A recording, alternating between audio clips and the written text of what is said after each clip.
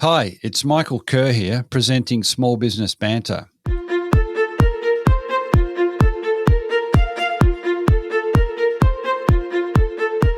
A healthy micro and small business sector means a successful economy and a more vibrant society.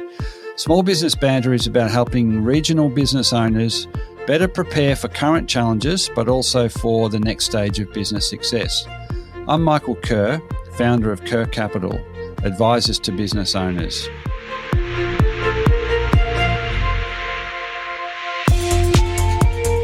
Each week, I interview a fellow small business owner or an expert, and they share their stories, their lived experiences, the wins and the losses, and their best advice to help you, the listener, get the most you can from your own business. Small Business Banter is brought to you from the studios of 104.7 Gippsland FM and is heard across Australia on the Community Radio Network. And thanks also to Kerr Capital, supporters of the show.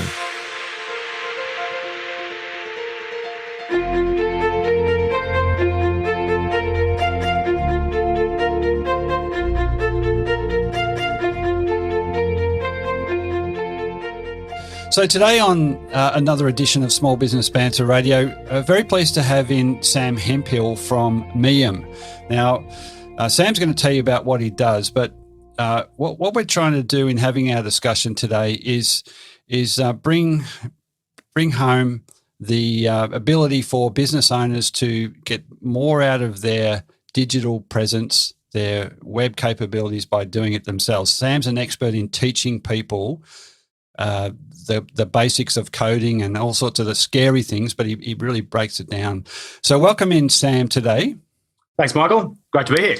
It's excellent to have you here. We met when I did one of your I've done two of your courses, and we'll come back to that later. But do you want to just give everyone listening a little bit about what you do and why you do it? I think that's particularly important. Yeah, for sure. Well, basically, like you were saying, the business Meeum is it's based around technical fluency or digital fluency and empowerment for really business owners. I mean, and that's more concentrated on that since I think the beginning of COVID, for one thing. When we first met, that was obviously quite a bit pre-COVID, and a lot of what we were doing there was certainly working with business owners, but also working with digital professionals who wanted to reskill or sort of go a bit sideways, say a digital designer who wanted to learn a little bit about coding. And then certainly that grew and pivoted to really concentrating a lot on business owners. Yeah. Again, through COVID, that caused a lot of businesses to have to go digital, even though they may not have wanted to or may not have considered it to be particularly imperative, and then realised around about February or March last year that it really was. Yeah, it's quite stark choices. You have to adapt. You have to do something, or maybe you miss out. And look, the word that really resonates with me is empowerment, and we'll come back to that. But just in terms of your background, you trained as a teacher, a high school teacher. You were my undergrad was in high school education. I ended up after that. I was heavily involved in the music industry in Brisbane for a very, very long time, and ran a booking agency and a tour management company while I was at uni. Did the music for a fairly long time, went back and did my postgrad uni in digital, and that was, when was that? Early 2000s. And have been, well, actually, no, it was late 90s, early 2000s, whatever. But from there, got really heavily involved. A lot of the work I was doing in music was heavily involved in marketing in regards to, getting bands on the road and getting bands known and things like that. And then going through and working in digital and learning how to code and getting, that was my first real job, really, was building websites. And through that, got really interested in web accessibility, which is a big passion of mine. Yep. There's a lot of crossover between web accessibility and SEO, as well as user experience. And all of those work really well together with just general digital marketing as well. And so it was this kind of accidental journey into where I am now, to the point that, 5 years ago, and I started actually teaching outside of school. I never actually practiced as a school teacher or anything like that. Started teaching at General Assembly, doing night courses in teaching people how to code websites. And from there, the business was born, really, as far as all these interests that sort of came together. and realizing of, how important this knowledge is. And that's where the business was born. Yeah. And so you obviously had an inherent curiosity and a bit of a DIY approach, to get started, when Totally. in the touring band management business. So, in terms of, do you just want to give us like the upside from when you empower business owners? What do you teach them, and what's the upside for them? Let's start there. Knowledge is power, really, when it comes down to it. As far as just the advantages of knowing what's going on, and again, to your point earlier, it's of, whether or not to continue on and do it yourself, but having that knowledge to know about how things work. I mean, one of the biggest, I guess, analogies that I ever use as far as what businesses can get out of this, let's think about accounting. Every business owner has at least a base knowledge around accounting, around BAS, around GST. We know at the end of every quarter that, we're not going to be surprised whenever we get a big tax bill or otherwise, because we have an understanding what's going on. We're keeping an eye on the books and we know how it works. And at the end of the financial year, we've got a few options of what we can do there around our accounting. We can give our accountant a shoebox of receipts, or we can give them a spreadsheet, which is beautifully laid out, or we can do it all ourselves in Xero and still hand that to accountant, or again, we can do it all in Xero and do it all ourselves. All along that pathway, you've got various ways of how much that's going to cost you in your accountant's time as well, but as well as how much knowledge you've actually got what's going on in the finances of your business. And it's exactly the same around this kind of thing, whether it be SEO, whether it be digital marketing in general, or Facebook ads, or any of those things. Having that core understanding, even if you're not going to do it yourself, it goes a long way to really, understanding wider facets of the business, and also understanding things that you may not have known existed, I guess, in some ways. I can talk later, I guess, if you want, about certain case studies or anything like that. Let's do that, yeah. But it's very, I think it's pretty much the case that it can be quite overwhelming that you've got to go digital, you've got to have a website, and lots of still a lot of businesses don't, or certainly have one that's not optimized. To use another IT term. I want to get away from all that. It just means you're not getting the value out of it that you could. Yeah. And so it's also pretty scary, because we just get flooded with you've got to have this online campaign, you've got to have this online presence. Oh, totally. And so I think part of, when I did your course, I did a couple of them, I'd never seen a bit of code before. I actually worked in the internet industry, but never never looked at code. I talked about it all the time, but so that was, a small investment of time and money to come away going, well, at least I know when they talk about code, I know what it looks like, and we went on to it makes it more relatable, and I think if it makes it more relatable, it's less scary, and then more owners might then just get more out of their digital presence, and there's no question that we continue to head very much down that path. And yeah, absolutely. And what you're saying there, Michael, around when you did the coding course, but what you're saying there is having that understanding, and that's one of the things I think that we come back to. I mean, we don't just sort of obviously just talk about code, because there's a place for a business owner knowing code, but they don't have to, but it can help. It's interesting though, some of the biggest feedback we get from that is people's understanding of knowing that when they're looking for quotes for maybe a complete rebuild in WordPress or something like that, of what kind of value that may bring and what sort of things to look for and be aware of. And I guess things to look out for in a quote that's like, hang on a sec, why aren't you talking about this, this, or this? Yeah. And we've had, one example I can think of with exactly that was a mobile phone repairer who did some workshops on the Gold Coast, and he was a mobile phone repairer, and he'd drive around to your house, pick up your phone, and fix it in the back of the van. Living his values, his business values. Exactly. Having the word mobile twice in your business description. Yeah. But he came to a few coding classes that we did up on the Gold Coast a couple of years ago.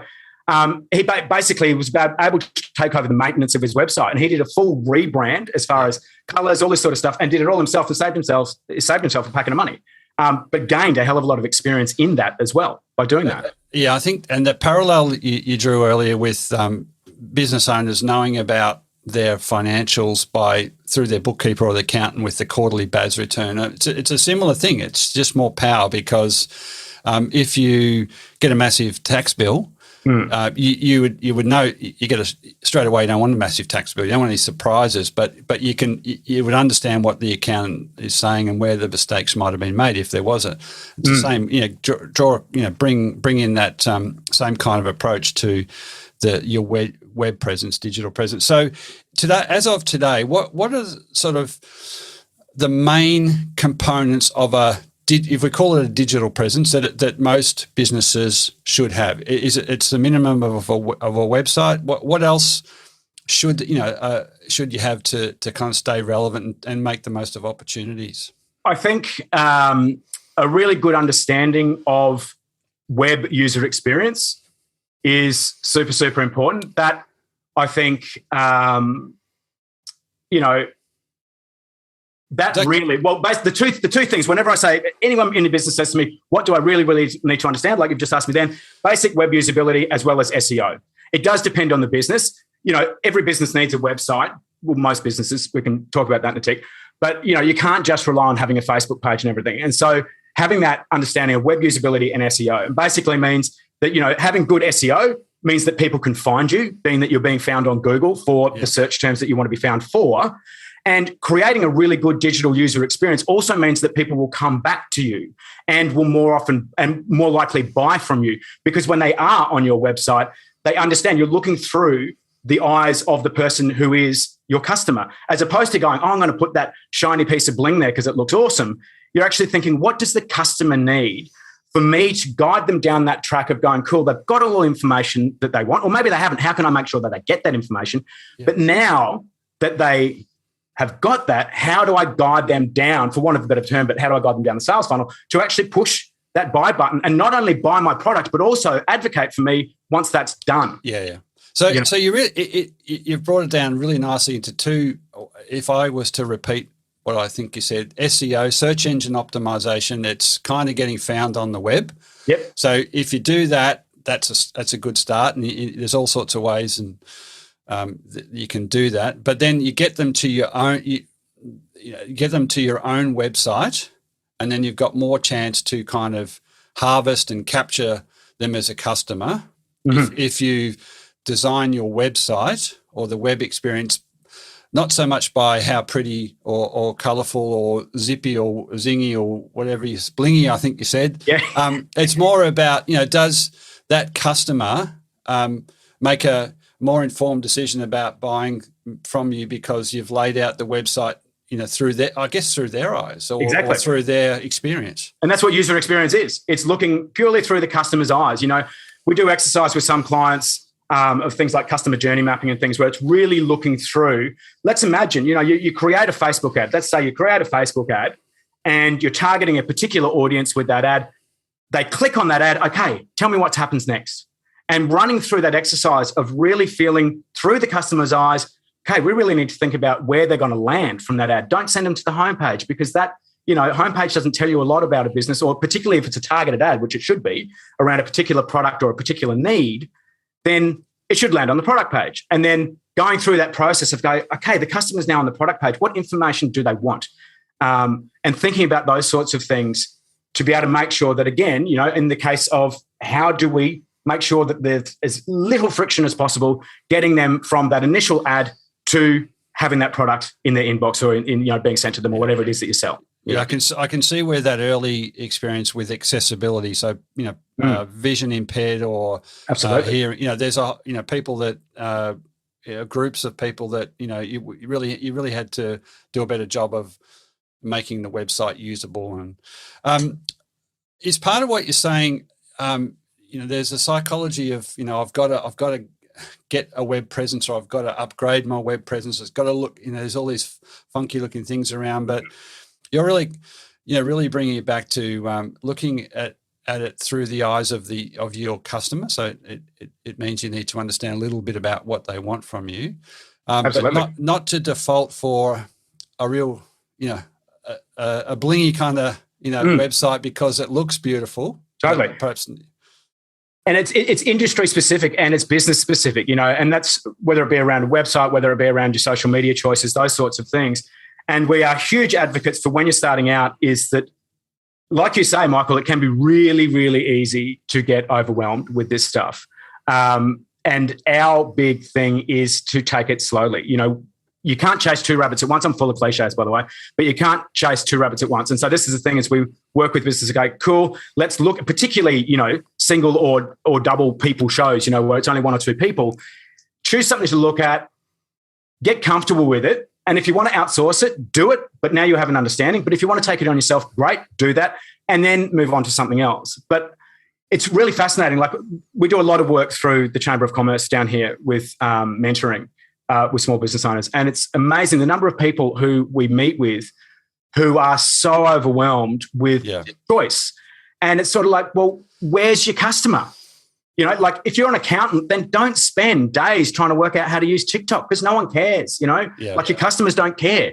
There's a few fundamentals there that you've got to get right before you really embark on that, upgrade or build of a digital presence. And by the way, on Small Business Banter today, talking with Sam Hemphill from Meeum. Thanks for being in, Sam.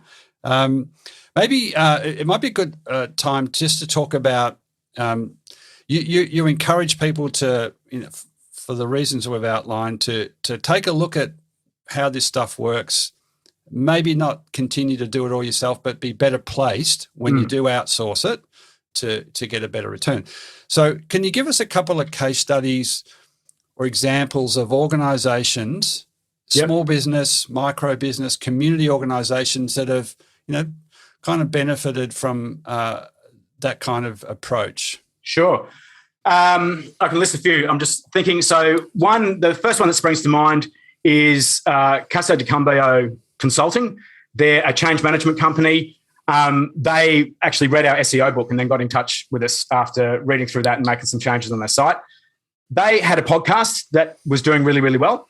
They recognized that the digital piece of the pie was something that was missing for them as they were launching the consulting arm of the podcast, but the podcast was there to sort of support that consulting arm. And, when they launched their website, they had all sorts of SEO dramas. One of the reasons behind that is Casa de Cambio, their business name, means House of Change in Spanish, which is why they went with that name. It's also commonly translated to foreign exchange office. So when you Googled, Casa de Cambio, you would get an absolute wall, like pages and pages of foreign exchange agencies all over the world. They were buried deep in that and couldn't get out of it, really. Through time and really going through and doing their own SEO and understanding the nuances of their business, getting to understand that people were searching for them via their business name due to the podcast, but also searching for them for what they did. They are now, like if you Google Casa de Cambio, they are the whole entire front page of Google, but also for search terms that people are searching for them about, around change management and so forth. It is a really great example of learning by doing, isn't it? Because if they were a bit unsure about who their customer was, and you do get all this traffic and it's all these site visits and it's not particularly relevant, it's still, it forces you to think, well, who is my customer and what do they want? Like absolutely. It's never, if you did that ongoing for 2-3 years, it's a waste of time. But if you do that, you can very much, learn rapidly and stop making mistakes down the track. So there's a lot of, call it R&D perhaps. Yeah. And this is the thing too, is that I think one of the traps that can be easily to fall into is trying something in digital and go, it doesn't work. And then moving on and just going, digital's not for me, sort of thing. And an example with that is a jewelry company we're actually working with at the moment. Their Facebook ad strategy, because they were new to it, they didn't know quite where they were going with it, was to basically set up an ad and send it out to everybody, essentially. And they were getting an awful amount of traffic, like huge amounts of traffic, but no sales from that. And that's the thing with that understanding of digital, with that, trying to gain new audiences or reach new audiences, as well as working out who your audience actually is, as to what you were saying before, it helps that sort of knowledge come down from, rather than going, wow, we've got all this traffic, that's fantastic, of making sure you're getting the right traffic. If you're getting 1 million hits a day, that's useless if only 2 people are buying something. If you're getting 5 hits a day and all those 5 people are buying something, way better. And to come back to that analogy again, it's like, selling an extra. If your business is at $500,000 a year and you sell another 500,000, but you make no money on it, it's the same kind of exactly. Why? What was the point of that? Yeah. Yeah. What was the point of that? Yeah. Totally. Yeah. So, look, in terms of, was there another organisation or case study that you thought was helpful? Because, or do you want to kind of chat about some other things? Because I'm really keen with the time left to. Yeah, sure. I can give another one. Just a company again that I'm doing some work with at the moment. They at the beginning of this year, they moved from Wix to WordPress, which is a common thing that we see businesses doing. Everyone's big question when they first talk to us about digital is like, what website platform should we be on? And we're on this one, should we move to that one? And all this sort of stuff. Anyway, they made the decision to move from Wix to WordPress, which is not a bad decision at all. However, in that process of migration, a few things were left out of the process that should have been there. And so we're going through now and fixing that as far as helping them work out, what went wrong in the migration as far as their SEO just basically dropped off in the space of a week. Yeah. And so now going through that process of talking to them about what means, what great content means for an SEO audience, but also from your actual audience. And again, going back to my original point about sort of, I guess, my career trajectory is that synergy between UX, which is user experience, and SEO is huge. Like so many things that you do that are good for the user experience are also good for your SEO, like speeding up your website. Your customers love it, so does Google, that kind of thing.